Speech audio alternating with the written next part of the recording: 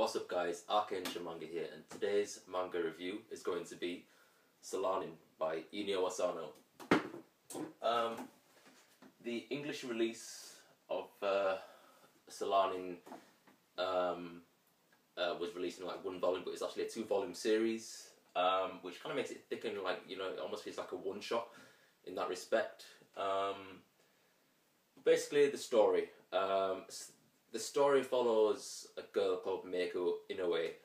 She's just recently graduated from university and lives in an apartment with her boyfriend Tanada.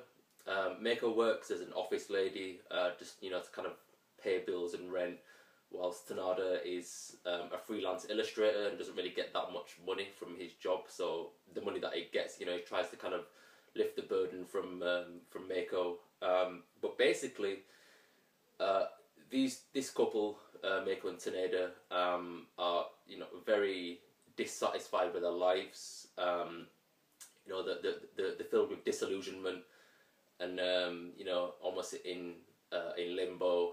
They've got no sort of goals or direction, and the story basically follows them try to come to terms with the fact that they need to find some kind of purpose with their life. So what basically kicks off the story is Meiko decides to quit her job as an office lady because she hates it, and look for something new, whilst Taneda decides to focus more on his band because he's a musician, he's a guitarist, and he's in a band just to go and, you know, it's not like a successful band or anything, it's just people he knows from university, from a music club, you know, where he used to jam with them.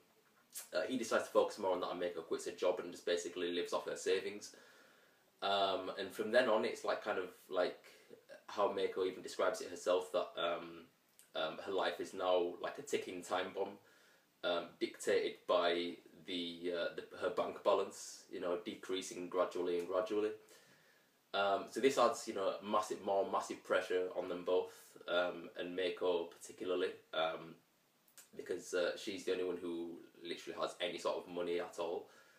And the series basically deals with, I mean, it's highly philosophical in the sense that, you know, the characters have, you know, very deep sort of meaningful conversations about life and, you know, purpose and direction and, you know, the future and things like that.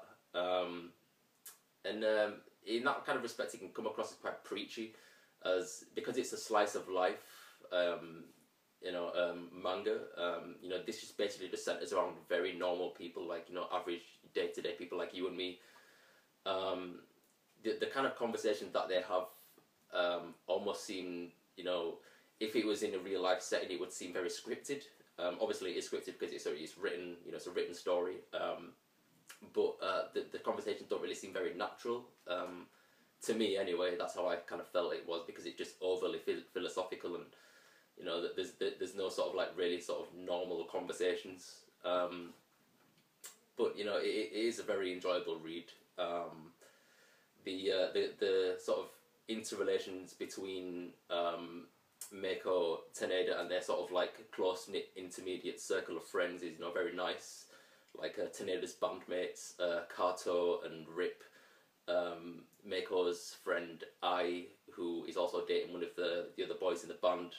You know, they all have a really sort of nice group dynamic and kind of face all of their own struggles head on. Like, each chapter in this manga is kind of, it's almost like an episode within itself, focusing on one different character within that group. Like, we'll have a chapter dedicated to Meiko, then we'll have a chapter dedicated to Taneda, to Kato, to Rip, to Ai, you know, and so on and so forth.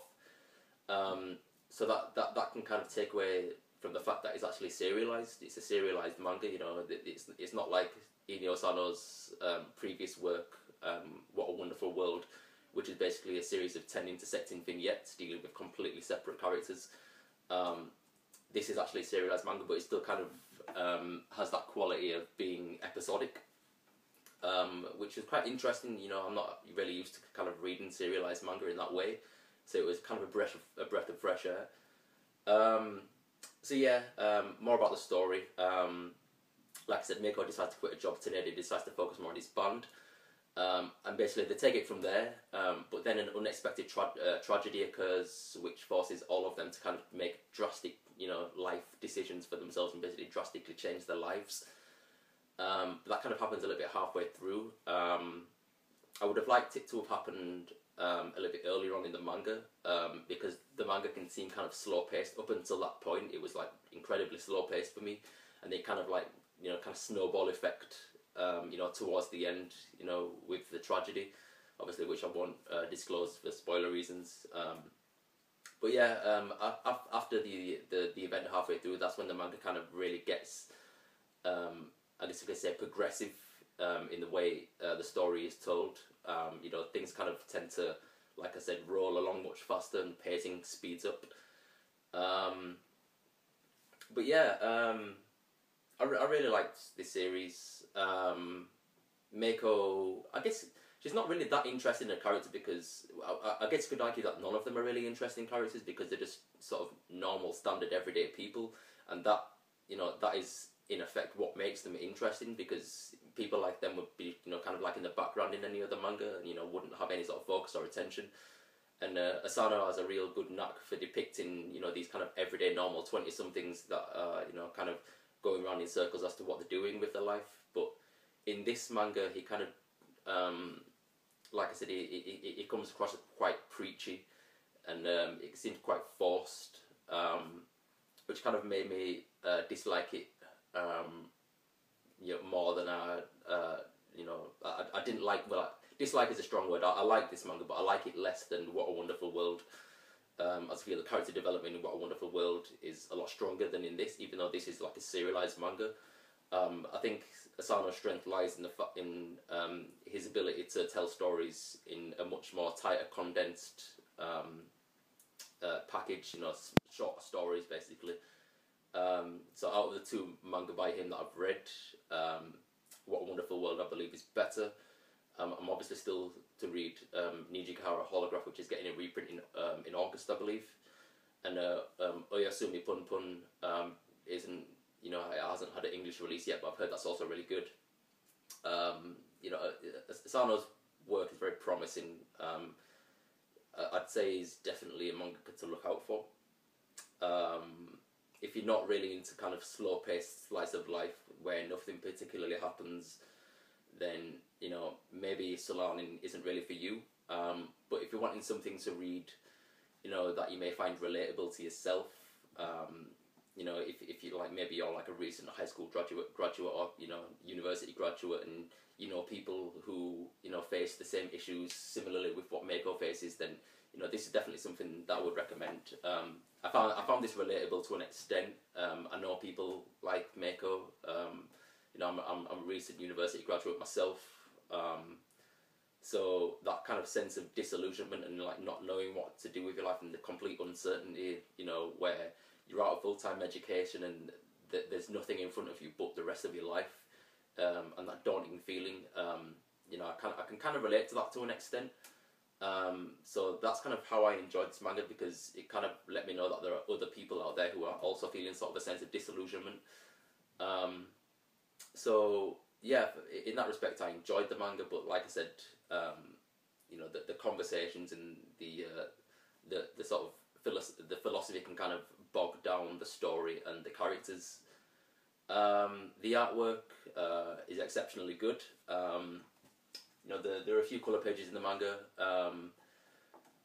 One thing to note is Inio Asano's use of backgrounds, because it's set in like an urban sort of city. It's set in, I believe, Tokyo. Yeah, it's set in Tokyo. The backgrounds, like the urban cityscapes, are like highly detailed. But the way Asano has gone about it, I believe, I haven't managed to confirm this, is he's taken photographs of cityscapes and used them in his manga, and like kind of edited them digitally to look like manga. So it's almost like it's hand drawn, but it's like almost photorealistic. There's that kind of juxtaposition between the two, and that can kind of make his artwork seem quite stylized in comparison to how he actually draws his characters, which are realistic to an extent, but they're still very manga style. So yeah, I really do like his artwork and the kind of like juxtaposition between the photorealistic backgrounds and the clearly hand-drawn characters themselves. he has, you know, a real good attention to detail, especially when you know, Taneda and his bandmates are playing in the band. You know, he's really good at drawing musical instruments and kind of you know, the stance that you make while you're holding a guitar or singing into a microphone or playing on the drums. There's a real good sense of atmosphere, and you know, it's like the scenes where they're performing in the band are almost like they're animated. You know, they're that well done. You know, they're that well choreographed and staged. So, you know, he's a definite, or he, she, I guess you could say, because Asano recently had I think he's a transvestite now. But yeah, what was I saying? Yeah, the scenes where they're performing in the band are like very, very good. But the artwork for most of the time, because they're just doing kind of normal everyday standard stuff, isn't that much opportunity to really show you know, his talent at its best. So overall, I would give this manga a 7.5 out of 10. I think that's kind of a fair, you know, a fair score, considering that it's not a manga that's like too heavily story or character driven. It's just basically a slice of, you know, picking out a slice of life out of a drop in the ocean from somebody. You know, that's basically what it is. So yeah, I would recommend this manga. You know, I did enjoy it regardless of the fact that I didn't enjoy it as much as I liked What a Wonderful World. So yeah, that's really all I have to say. So check out Solanin. Until then, ArchAngel Manga, signing out.